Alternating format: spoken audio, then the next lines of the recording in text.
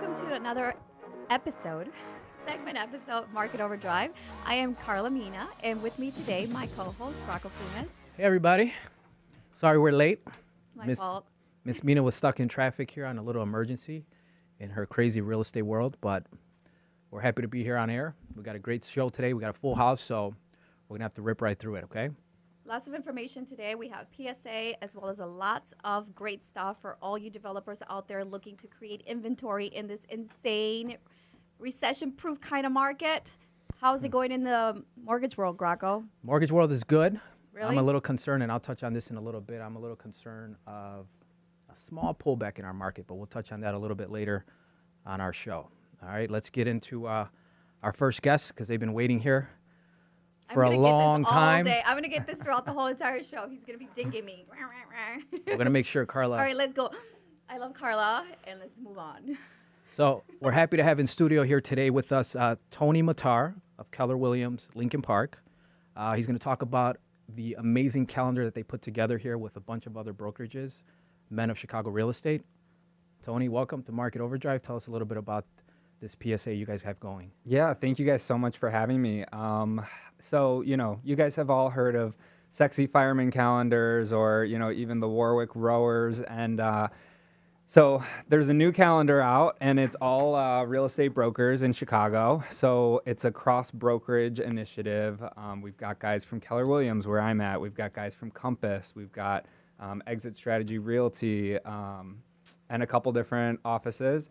So I got a bunch of guys together. We went to North Avenue Beach 2 days in July, shot some photos, and we're selling them for charity. So yeah, I'm really grateful for you guys having me on to talk about it. Tell us a little bit about the charity you guys are. Yeah, so we're actually set up as our own 501(c), and that way each year, because I see this as a continuing effort, each year we're going to be able to partner with a specific charity and give our donations directly to them. So this first year we're partnering with Chicago House and Social Service Agency.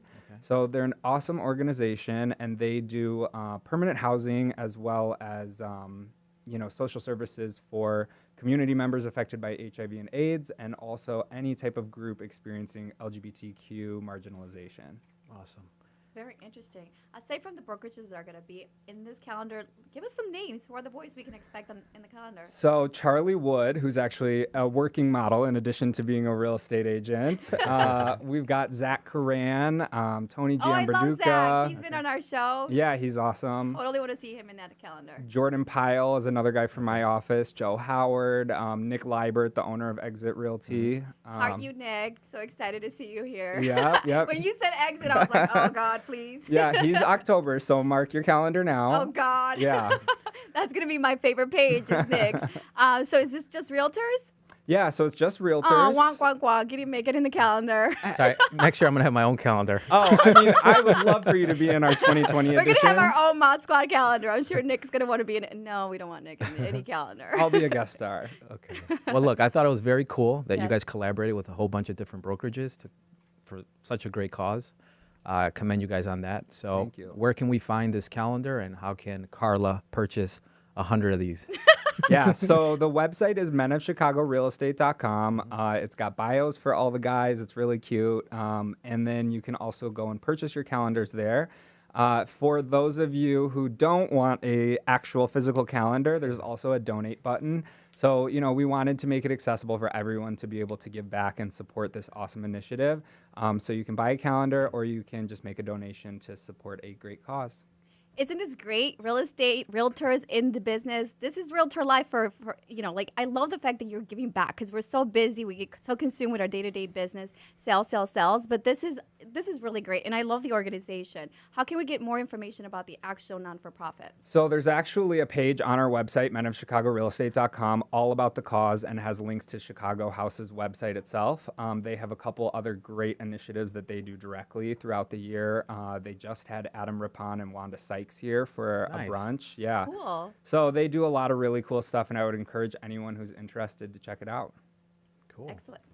All right. Well, I appreciate you coming on. Yeah, with thanks us. so We're going to much. keep it moving here in the next And segment. don't worry, whatever deal you negotiated with Graco doesn't mean because you're on our show, you get to have him next year in the calendar. I'm looking forward to it. You can pick any month you want. Oh, God. September, right? Okay.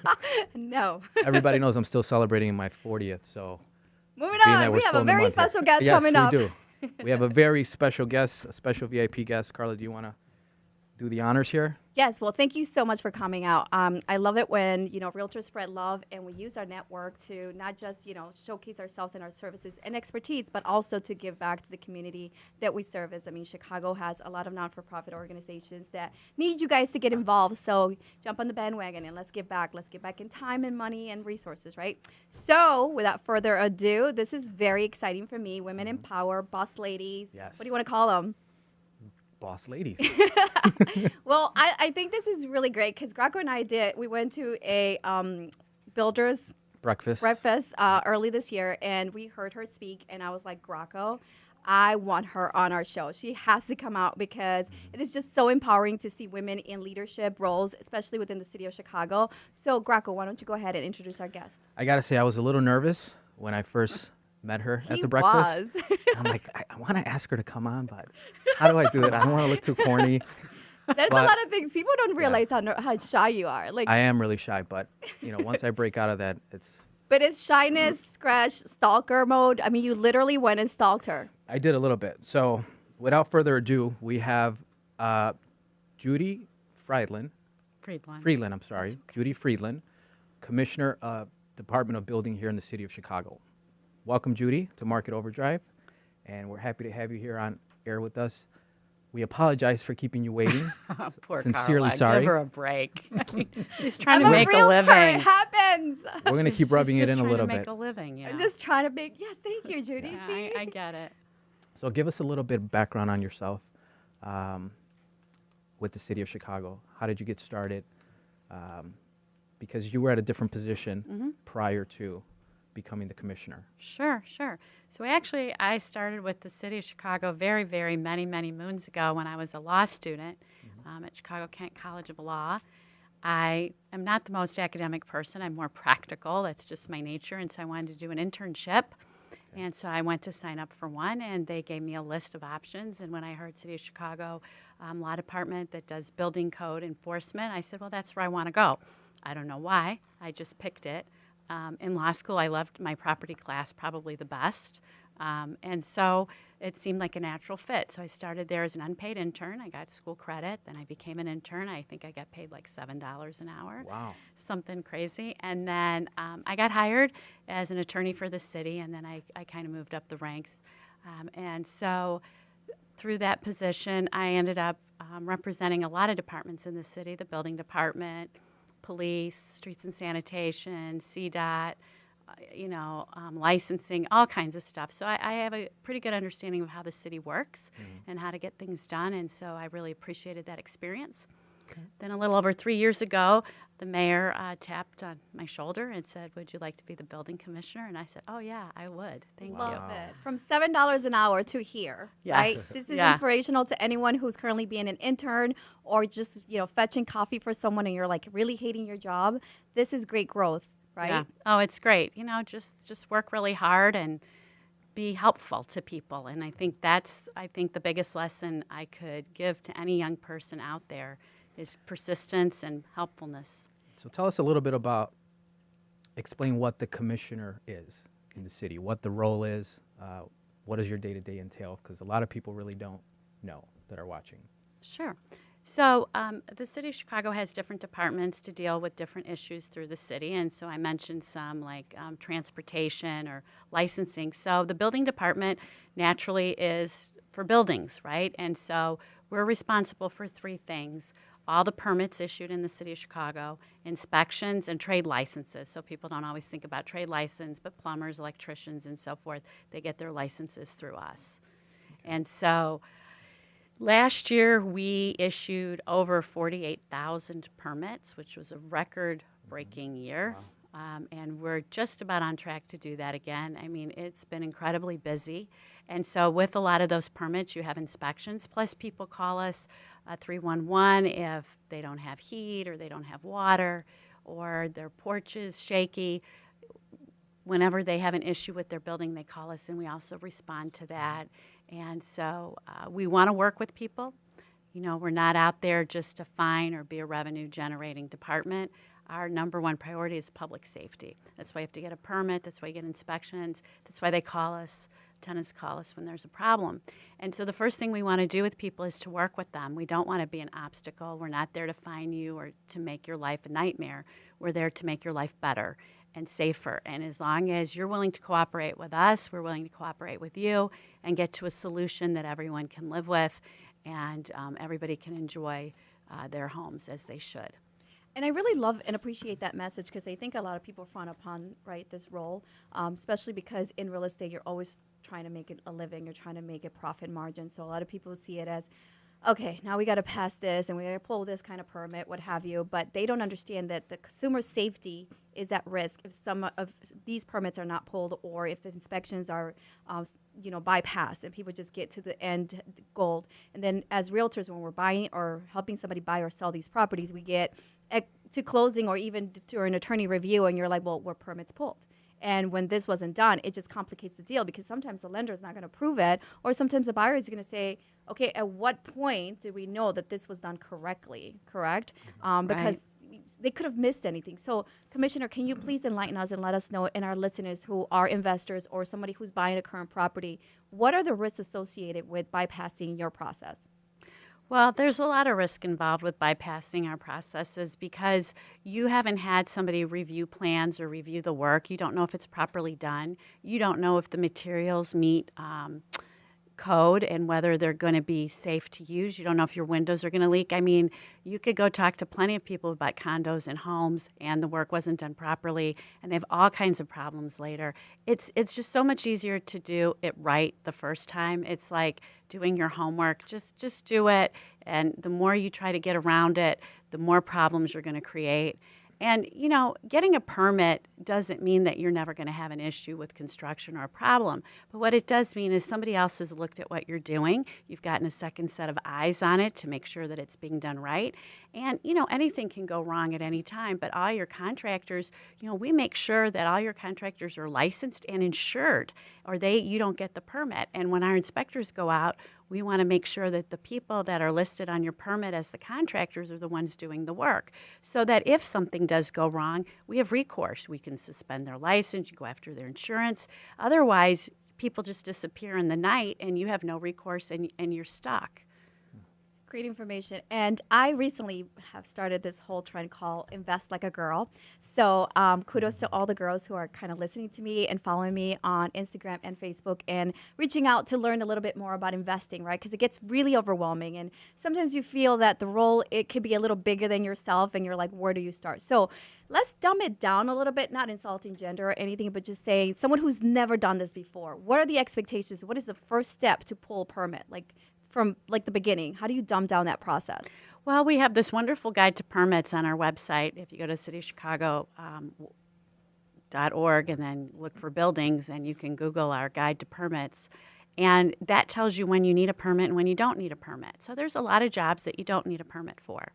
And then it also explains to you what are simple permits that you can just pull online or come downtown and get in a day, which there are many.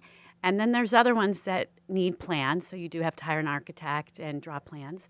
If it's for your own home, if you're doing, say you want to redo your own kitchen, you can come downtown and we have a homeowner's assistance where we'll sit with you and we'll help you pull the permits and you don't have to hire anyone. You bring some pictures and your survey and we walk you through the process. We've done so many reforms in the last 3 years to get permits, and we've made it so much easier that really there is no excuse not to get them. It's not this horrible long process that people think that it might be. And also for single-family home renovations, we're committed to get homeowners their permits within 30 days. So unless you need a big zoning change and you're putting on some huge addition that's going to just infuriate your neighbors, I can't promise you 30 days. But if you're doing a project within your home, 30 days. And we've been meeting that goal. The mayor asked us to do that. I think it's been almost 2 years, and we've been meeting that goal consistently. And people are very happy because, your home is your biggest investment. You want it to look nice. And technology plays a big role with you guys now, right? Everything is pretty much automated, uploaded it through scans and through your portals. Right. Where before we used to have to go downtown to City Hall with a big file. Yeah. And here are our plans, get disapproved, right? Right. So it's a lot Yeah. simpler. Right. So your architect could be uploading plans in the middle of the night, making corrections in the middle of the night. Doesn't have to come downtown to City Hall at all. And we also have technology that we're using for our inspections because, we go out and inspect. We do 2 inspections during a regular permit where you've gotten plans. One is called a rough inspection, so your walls are opened up and we can see what you've done inside. And the next one is a final. So our inspectors used to come with a piece of paper, a little clipboard, and write notes, go back to the office, enter the information, and like everyone's waiting because they want their certificate of occupancy, they want their business to open. So now they have tablets, and right there in real time, pass, pass, pass, and boom, boom, boom, and it just moves forward so much better. Good I stuff. love it. She said, pass, pass, pass. So these sneaky contractors who are blaming the city and delays on your office, it's actually them. And really, they're not working at night trying to pull this together because I know I've been sitting on something for a long time. So I'm not going to talk about my let's contractor. not talk about that right now. It's not personal business, but whatever. Graco, again, I love how he keeps bringing guests, though, trying to like ease them into when he's going to need future favors. There's a little birdie in the street saying Graco is going to be starting a new project soon. So I wonder where this is going. Well, I appreciate you coming down, Commissioner, and we're going to continue on with you in a little bit here, but we have another guest in studio here with us today. That kind of ties into this whole conversation. Joe Glorioso of Windy City Consulting is here today to talk a little bit about his services that tie into the permit world, right? Yeah. Welcome, Joe. Hi, thank you. How you doing, buddy? I'm great. Can I share something with you really quick? Yeah. Oh, God. Please Uh-oh. don't make this personal. So, Did you bring him a gift? do you remember this picture? Oh, God. Again? Holy smokes. Smith Park, yeah. Who is that, That was ugly me. kid? That was you. When he coached me. You were 11 in that picture. Yeah. So they made a little fun of me. A little? Last Look at that show. picture. Everybody had this up on their face and saying happy birthday to me. Oh, beautiful. That is beautiful. So story on this, well, Graco says that he was like one of your best players. And our cleanest. Oh, duh. You think that I would never change? seen the guy get dirty, but he played great. You sure he got dirty? He played? Yes. I don't know. He would fall down and he'd get up and his pants were clean.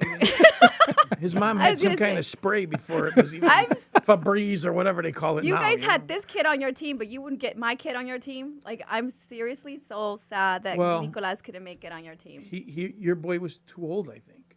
12. Yeah, ours. I mean, we could cheat, but it's an 8-year-old team. No talking about cheating. Not on this show, he's right? a Because big- we're he's a talking about big- keeping it. He's a big 8-year-old. He's like a Henry DeLisle. Remember? Anyway. I had a guy with a mustache, a beard, his age, 12 years old, Are you serious? and I had his birth certificate. Now, I had worked for the city, so I went to, at the time it was Jesse White was the recorder of deeds. I said, Jesse, his mom has given me permission. Here's a letter. I get his birth certificate because I couldn't believe the one he gave me. It was handwritten, the one he gave me. So there's no way. And the numbers at the top were falling off to the side. I go, no way. I get the birth certificate coming out of the machine like this.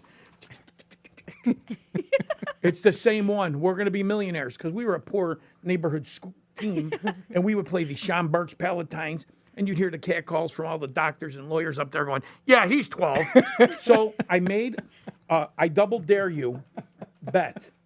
If you could prove, and I'll go down to the See what vital you started? statistics. I'll go to vital statistics with you. And if you Vital can prove that statistics. this kid is not 12, I will give you $1,000. But if not, you have to donate $100 as your apology for insulting the boy.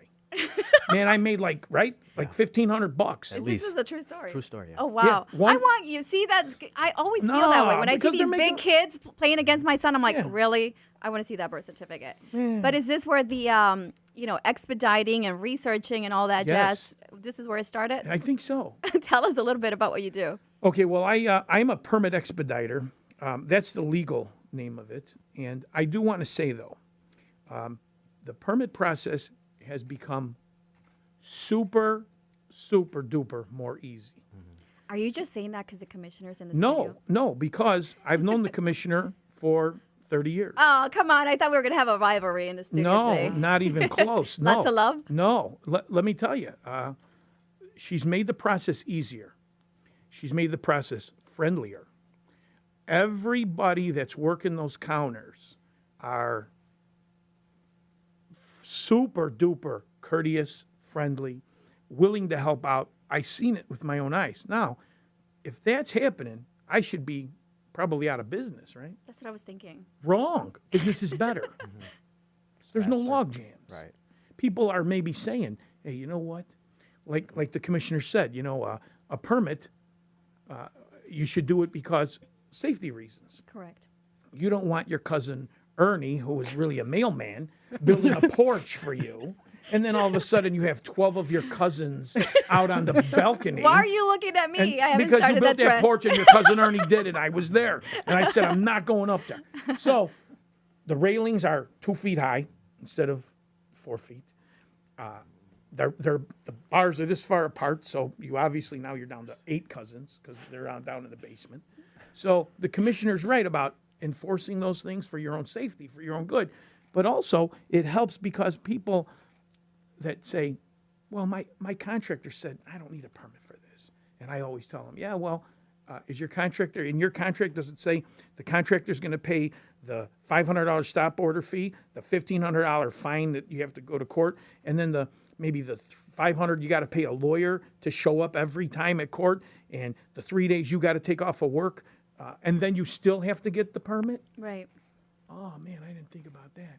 So with the way that she has changed this system, and I've been around City Hall for quite some time, I have seen several commissioners, and each time they kind of have a new system, But Commissioner Friedland's system is really working. I'm not just saying it because she's here, because you can ask anybody that works up there. I say it all the time. Well, I love this information because you're making it comical, but at the same time, it's very helpful. Excuse me. Commissioner, you mentioned guides to permits. That's the website. So if you're looking for, you're saying a small project, right? Maybe a kitchen renovation or a bathroom renovation, because we know there's not a lot of properties. And so we're advising our clients to go ahead and look at something that may need a little lipstick surgery is what I like to call it. So if you're taking on that kind of a project and it's like really minimal, you're saying it's going to take about 30 days to get permits. But what if you decide that you are going to do, in fact, an addition or maybe finish a basement that is completely raw, and maybe you're going to dig down and increase, maybe 2 more bedrooms, rec room, a theater room, what have you. So that's when you call somebody that it gets too way over your head and you just don't want to deal with it because it's just too much information. People can actually call you, correct, Joe? Totally. And just One-stop ask you shop. questions. I've done it myself. I mean, reached out to you and just asked you, like, okay, where do I start? And is it worth me starting at this point? Architectural drawings we provide. We also upload the plans into the system. We also, as the commissioner stated, they make sure that the contractors are licensed. So they'll tell me, oh, yeah, my cousin, he's a roofer. Yeah, sure he is. In Kentucky or Tennessee, and he's coming in to do this work. That's not how it goes. And the city makes sure that everything is done properly. So I feel I'm more of a consultant and navigator for the people than just expediter, because they say expediter, that means you do it faster. That's not really the case. It becomes faster because we follow the rules. Got it. And there are times when the building department sees that there's maybe a discretional call based on experience, and the commissioner has great deputy commissioners that make those decisions that are sound and again experienced decisions based on safety more than anything. That's what I feel. Because I'll hear somebody. I just had a guy today tell me, well, why can't I do it? All my neighbors have it. I said, well, maybe all your neighbors didn't get a permit. Question from one of our viewers, Joe, Yeah. in reference to that. When a fine is hit or imposed on an Yeah. owner, do you guys also help and go down to the court for that? They just changed the law again that we can represent anybody. It used to be LLCs, they needed an attorney. Yeah, you mean at the Department of Administrative Hearings? Yeah, that goes back and forth a lot about whether non-attorneys can go to the Department of Administrative Hearings. So I think that rule right now has gone back to, but I'd have to double check, back to that you don't have to be an attorney to go. Okay. But if you're doing things the right way and you're pulling permits and you're cooperating. There's a lot of it. If you walk in with your permit, your case will be dismissed. It's like Joe's saying, you just follow the rules, and we're very accessible. You can walk into City Hall, you can email us, call, have a question. We're going to answer it. We don't want you to not get a permit. We don't want you to have to pay a fine. We want you to enjoy your home and go on with your life. I saw the commissioner as an attorney back in housing court, and her and an old partner, Joe. Yeah. They were the most fair, because I worked in the alderman's office, so I would sometimes, you got to go in there and you got to really beat up a bad landlord, and sometimes there were people like I said, discretional. The commissioner wouldn't nail a 80-year-old woman whose husband died 12 years ago and was going to eventually throw the wood out from under his porch. But, when a developer comes and he's building a third unit on a 2-flat without a permit, well, then, you got what you got coming. Sure. So, And we're talking about projects that range from maybe doing a basement or a kitchen or a bathroom. Let's go back to that question just so that we can kind of walk our viewers through the process. And then you're talking about big projects, right? So say I'm just buying a property for the first time and I'm buying something that's completely been rehabbed. Is that something that I can call you about and just say, hey, walk me through this? How do I check if permits were pulled?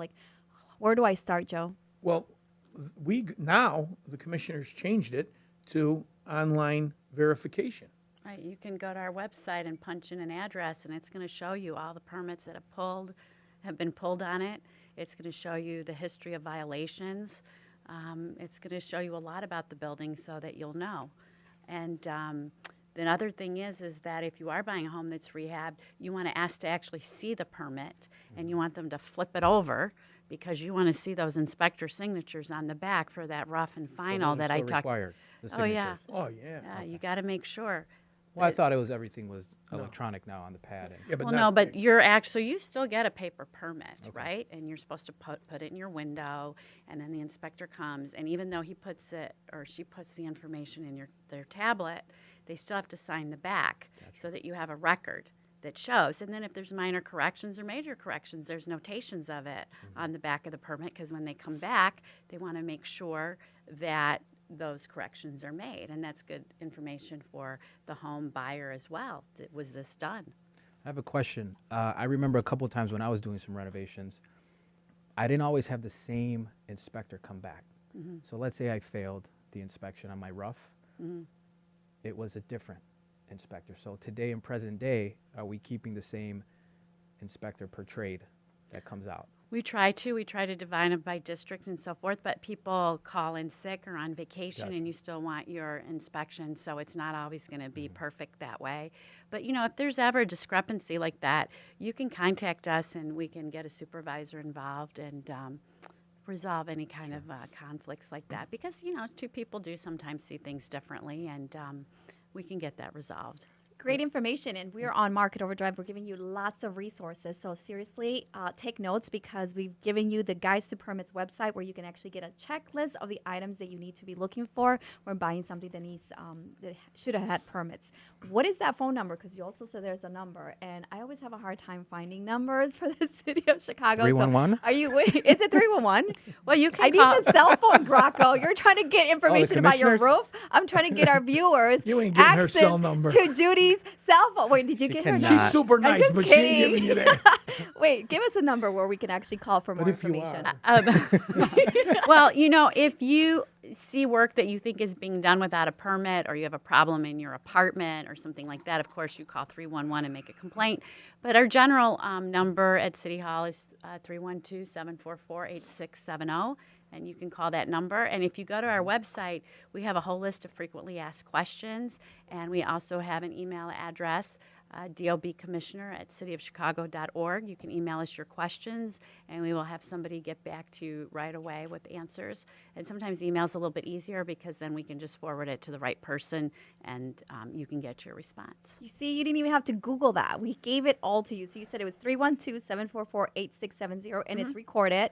And obviously, you can follow us later, and we're going to download the fully edited version of the show, so you can go back and rewind and get that contact information, because we're not all like Joe, who have access to information, and we can just call Judy's office directly. Oh man. I have another question here closing. for the commissioner before we go on with Joe here, because we're running a little behind, but Why we're is going to be that? wrapping up. Well, Karla was late today. I'm still drinking coffee, you guys. It's been one of those days. There's a lot of new stuff, things happening here in Chicago. We're seeing new towers that keep going up, new development. Commissioner, what do you foresee coming down the pipe for, call it our development on the real estate side, on the commercial side, a lot of stuff going on the river with a lot of new restaurants and whatnot. Do you see anything aside from our little conversation that we had off air before we jumped on with the big corporation that we're hoping lands here in Chicago? Yeah. Can you touch on that a little bit? Sure. So the development is still going very strong. Like I said, our permits are very close to what they were last year. Big projects like Wanda Vista, right, around the corner from here, are still going forward. Tribune Tower, as you know, is getting ready for their big renovation, and construction still is coming strong. We still have a lot of companies that want to come here, and Chicago's a fabulous city. I mean, I've traveled around, in Europe, I've traveled in the United States, and Chicago is an all-time favorite. I mean, we just have everything here, and we attract a lot of young people, a lot of talent. We have a great nightlife, great restaurants. We just had the opening of Tao. That was a big deal for Chicago to get a great event space like that here, and so people just keep investing here. They have confidence in us, and that's fantastic, and we want to be their partner and help. So I see development going very well. Last year we had over 60 cranes in the air. This year we have well over 50 as well. Applications are still coming in, and cranes go up and down, and it's not an exact predictor, but it's a very good indicator of how well we're doing. So there's a lot of excitement here, and of course, there's a certain great big corporation that we would just love to have come to Chicago. Please. And we're all crossing our fingers. Please come. We are so nice. We'll be nice to you. We'll help you. We're fun. You won't get a better Joe will be at city. the airport welcoming everyone. Yeah, for sure. And Pulling permits. and we're Midwesterners. We're warm people. We're nice. We don't have an attitude. We're just Always like, willing to hey. help. Well, you came on the right day because our other co-host, who is not so nice, he's not here, so we wouldn't use him as a welcoming party committee or at all. Yeah. So He's not that bad. Really? Yeah, he's pretty bad. Was that the guy from the last show? Yeah. Yeah, he's bad. Yeah, he's bad. He's not watching this, is he? So we're going to take a little break here because I wanted to touch on something really quick to all of our professionals, real estate professionals, brokers in our industry nationally. I want to know what you're seeing in your markets. Are you guys seeing a pullback in reference to reduction in prices? I know at one point we had a shortage of inventory, but I'm starting to see here in the Chicagoland area that we're getting a pullback in prices. So I'd like to get some feedback on that, on the implications or what is coming. We'd like for you guys to share that on our social media platform. So please shoot us some messages or some questions on that. It'll definitely help give some insight to our buyers that are sitting on the sidelines or investors that are sitting on the sideline waiting to invest. I know Karla herself just landed a pretty cool investment. We won't tell you where it is though, but. What? I just saw Kevin Rosio's post about capitalization rates in Lakeview, and there was that what the average is, and it's a joke, right? They're like when you're looking for an 8% cap rate in those neighborhoods, so it's kind of an inside joke, but it's I am actually playing in the Lakeview playground these days, so I'm really excited. We'll be calling you. Good. Thank you. I'm growing up, so We're here investing to like a help. girl. Reach out if you need more information. But great stuff today, and really this is just to get you equipped, right? Real estate is all about the network and your resources. Who do you know that's going to help you get to your end goal, which is investing? At the end of the day, we're just trying to see what can we do to create inventory, and construction or rehabbing seems to be the cool thing to do as while these values still, while there's still values that sustain the after repair value if you're buying something that needs work. So we're here to introduce you to our experts that are going to guide you through the process. And of course, this is free information.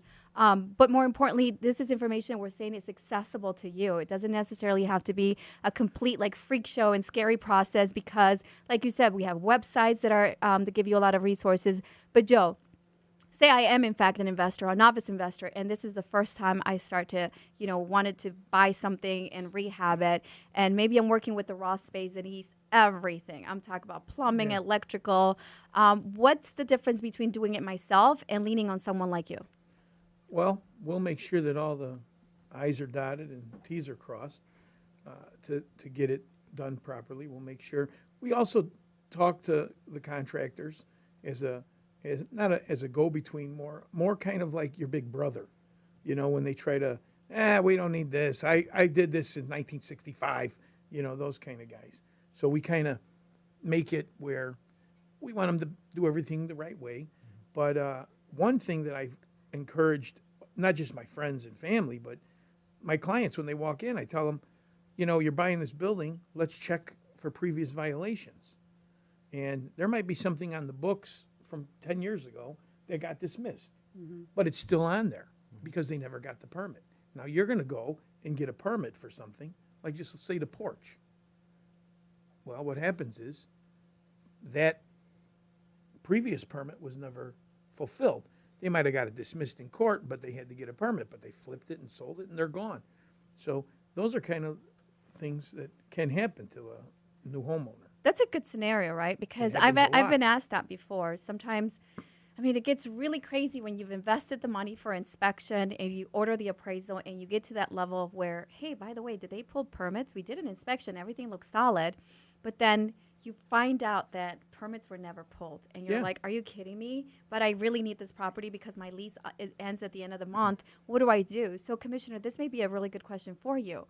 Again, what could happen, or what are the negatives if somebody purchased a property that didn't have permits pulled? Well, what happens is we often find out about it, shockingly enough, and it happens. And so the homeowner gets a notice of violation that shows that work was done without permits, and all the terrible, horrible things that, the law department or the city could ask for if they don't comply, and they get scared. And like I said, that's not our goal, but, the violation list comes out like that with the code requirements and what the fines would be, et cetera. And so they panic, and then they call us, and then that's when we send out someone to start to work with them to go find the contractor.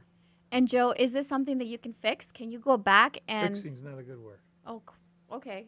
What would you say? Can you help remedy. me? We can remedy. Can you remedy? Can you help? Yeah, we can help. And how does that work? Well, we would have you sit down with myself and our architect and figure out exactly what the violations are. Some people might just have lintel problems. Some people have a whole attic was built or a whole floor without a permit. And that could become, like the commissioner said, 30 days in and out. But if you've got something that's a zoning problem, now you may need what's called an administrative adjustment to add that attic. And it's a small little dormer. But well, you're obviously well-versed in the process and is also very well connected. You've been doing this for a long time. Can you share a little bit about your history and how you started this company? Yeah. I was the chief of staff to an alderman. Okay. And I was always at City Hall, and then I'd go to court, and I would feel kind of bad for some people that were getting the shaft, by contractors or by a landlord. And so I got, there was a lady there who's still my friend. Her name is Debbie Valone. And she saw me in line with about 3 sets of plans. And she goes, "What are you doing? Come here. You work for the alderman. You've got other things to do. Let me look at that for you, And we started talking. I really enjoyed knowing that I can help the homeowner. And during the big build-out, we're developers. No offense to any of my friends that are giant developers, but those are not my customers. If you look at my permits, they're pretty much 2 and 3 flat people, single family homes, a lot of it's violation work. So that came from going to court with them, building their trust. And they know that, there's times when I'll do something for somebody and they'll say, "What do I owe you?" And come on, where I'm already down here and I know that they're not, they're just trying to maintain their building. They're not trying to make a profit. It's a single family home, where maybe their grandson put a bedroom in the basement, and he shouldn't have. So those kind of things. With the fork, plastic fork and a spoon, I call it. We're running short on time here, guys. I got one quick question. One of our viewers is asking Joe, business owner, there's an awning there already, and they need to change the name of the awning. It's a sign now, So it's a sign now. right? It is a sign. It So it becomes a becomes a sign. sign. Yeah. So they have to Yes. submit for a permit. 2 permits. 2 permits. Public You way watching? permit, if you're hanging permits. over the public way. Okay. They're saying thank you, by the way. They're saying you should call Joe directly. Joe, what's your information? How can we get a hold of you? 773-252-9453. See? One more time. Or you could call 252-JOE-G. What? I love it. Try Great it. stuff. You'll like Okay, it. let's wrap it up. Graco saying. We I got to kind of wrap, like guys. the other bossy person in that seat, but go ahead, close it. Why don't you close it? All right. We're finally here to the end. Sorry that we went over, guys, because Karla was late. But we want to thank everybody for being here with Market Overdrive. Thank you to the Commissioner, Judy. We appreciate you coming out. Joe Glorioso, Windy City Consulting. Thank you for coming out, brother. Thanks for having us. And thank you for being one of our sponsors. We got to thank Joe for that. Thank you, Joe. What? Giving back. I love it. Today's show, I think the key word was giving back and helpfulness. So Yes. remember, permits and city, we're here to help you and make sure that our consumers stay safe. And Tony, thank you so much for sharing your story with us and inviting us to buy those amazing calendars. And getting Tony one. said, did I'm he say? next year's October. So if you get, if you, all your calendars are still there, but all the Octobers are missing this year, she got them all. Right. I'm down for October But for I do Joe. like the one guy's name, Bob Wood or something. Make sure you guys keep following us on all of our social media platforms, Facebook, YouTube, Instagram, Twitter. We want to thank all of our sponsors and all of you for watching, tuning in. We'll see you guys next week, I think. Big shout out to Nicolas Lanos, our producer. We never get to thank him. We don't, do we? We don't. Thanks, No. brother, for putting this together for us every week. And we'll see you guys soon. Salud. Bye, guys. Thank you for watching another episode of Market Overdrive. If you like the information, please make sure to double ask, share, and subscribe. And also like, right? Yeah, make sure you follow us on marketoverdrive.com and all of our social media platforms, Instagram, Facebook, and YouTube. We'll see you soon.